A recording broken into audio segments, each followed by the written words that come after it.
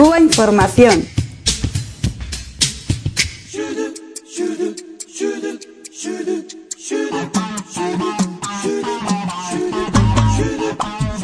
Vamos a comenzar el programa de hoy hablando de uno de esos acontecimientos que han marcado la historia de Cuba, que han marcado la historia mundial, porque tiene una trascendencia tremenda, y es lo relacionado con los 50 años de bloqueo a la isla de Cuba, que estamos cumpliendo ahora, precisamente en estos días, 50 años de este acontecimiento. El 3 de febrero de 1962, el presidente norteamericano John F. Kennedy pues dictó esta ley que sin dudas ha marcado para siempre la historia de nuestro país y la historia mundial. Así que vamos a comentar un poquito sobre este tema. Sí.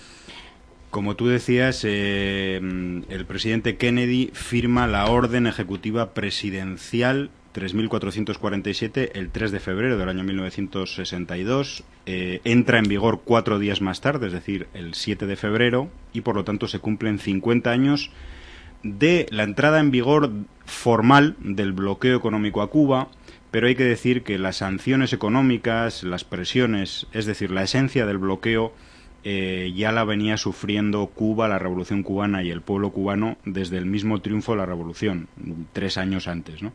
En 1959. Se cumplen 50 años de bloqueo. Hay que decir que el año pasado era ya la 20ª vez que la Asamblea General de Naciones Unidas daba su no rotundo al bloqueo por un récord absoluto de 186 votos contra 2, los de Israel y Estados Unidos.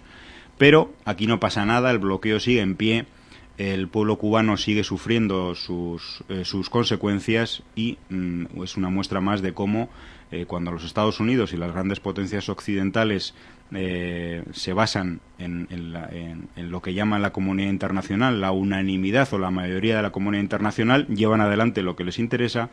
Y cuando esta comunidad internacional va en contra de lo que ellos quieren, de lo que ellos dicen y de sus políticas imperiales, pues entonces no pasa absolutamente y sigue en pie esta política de asfixia. Yo voy a mencionar una frase del presidente Rafael Correa, el presidente de Ecuador, que para mí es muy gráfica. Nos dice: ver los problemas económicos de un país como Cuba sin hablar del bloqueo y argumentar finalmente que el modelo económico de este país ha fracasado, es lo mismo, nos decía, que encontrar a un ahogado en una piscina con los pies metidos en cemento y llegar a la brillante conclusión de que se ahogó porque no sabía nadar. Es decir, y para concluir, si realmente el bloqueo económico es la excusa que tiene el gobierno cubano de alguna manera para justificar sus males o el mal desarrollo de su modelo económico, ¿por qué no lo quitan?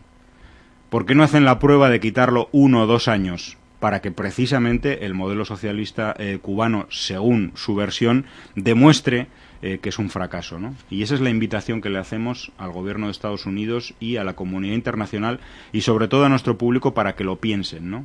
Que realmente el bloqueo tiene un impacto brutal sobre la población cubana. Sí, muy buenas noches a toda la audiencia que está en sintonía con nosotros. 104.000 millones de dólares es la cifra estimada de los daños económicos causados por esta política criminal del imperialismo, implementada por el imperialismo norteamericano, que ha tenido, ha pretendido, incluso ridículamente en los últimos tiempos, justificar un acto que está calificado incluso en las Naciones Unidas como genocidio, un acto de genocidio contra un país pequeño llamado Tercer Mundo, y que desde sus inicios muestra el carácter realmente genocida, incluso fascista, de la política del imperio. Basta recordar lo que expresó y aparece en un memorando del día 6 de abril de 1960, donde el secretario de Estado asistente Lester Mallory, de la administración Eisenhower, dice: la mayoría de los cubanos apoyan a Castro. Cito textualmente: no existe una oposición política efectiva. El único modo efectivo para hacerle perder el apoyo interno al gobierno, se refiere, es provocar el desengaño y el desaliento mediante la insatisfacción económica y la penuria. Hay que poner en práctica rápidamente todos los medios posibles para debilitar la vida económica, negándole a Cuba dinero y suministros con el fin de reducir los salarios nominales y reales, con el objetivo de provocar hambre, desesperación y el derrocamiento del gobierno.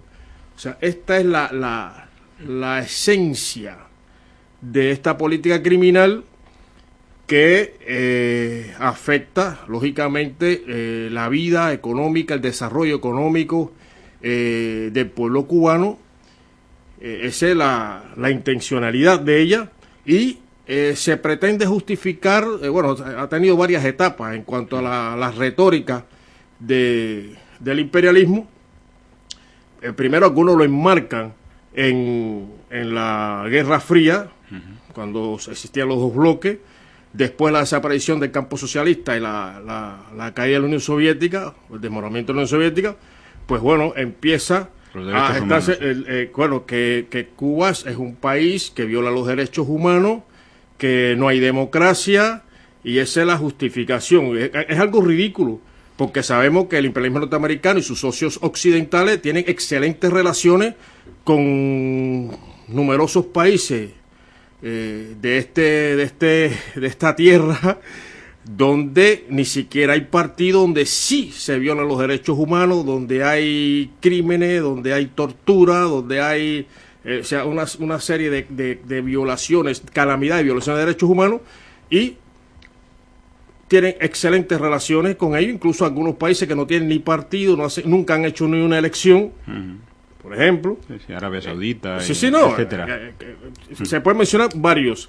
Y sin embargo, Cuba hoy es el único país del mundo que soporta, resiste y vence, hay que decirlo, porque hay que ver los logros que ha tenido el pueblo cubano, siendo un país de ese mal llamado tercer mundo, una política criminal como esta, que ha sido sancionada por hay que decir, la comunidad internacional. Son 186 países, no es porque ellos cuando hablan de la comunidad internacional, José, siempre hablan de ese Consejo de Seguridad, que son 15 países, donde 5, si mal no me equivoco, tienen derecho a veto, pero no, aquí es la gran mayoría de las naciones representadas en la Asamblea General de Naciones Unidas, que han condenado y exigido el desmantelamiento de esta política, y sin embargo el imperio hace oído sordo a ella. Lázaro, a mí me gustaría dar 4 pinceladas sobre lo que es el bloqueo, porque mucha gente yo creo que desconoce en qué consiste lo del bloqueo. Sí, es que los recurrentes que llaman en la prensa siempre habla embargo. Embargo, y parece que se minimiza, ¿no? Que es una cosa bilateral entre dos países, que no se trata de eso.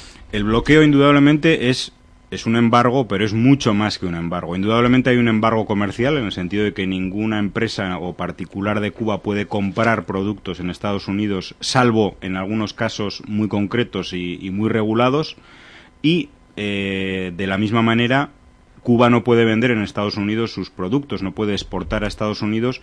Y Estados Unidos hay que decir que es su mercado más cercano, es su mercado natural y el mercado posiblemente más grande o con mayor poder adquisitivo del mundo. Eso hay que decirlo, ¿no? Porque indudablemente ese es el primer impacto.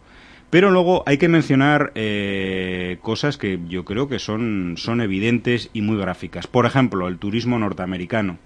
Estamos hablando de que Cuba ha conseguido la cifra de 2,7 millones de turistas hasta para finales del 2011, es decir, en el año 2011 ha conseguido 2,7 millones de turistas.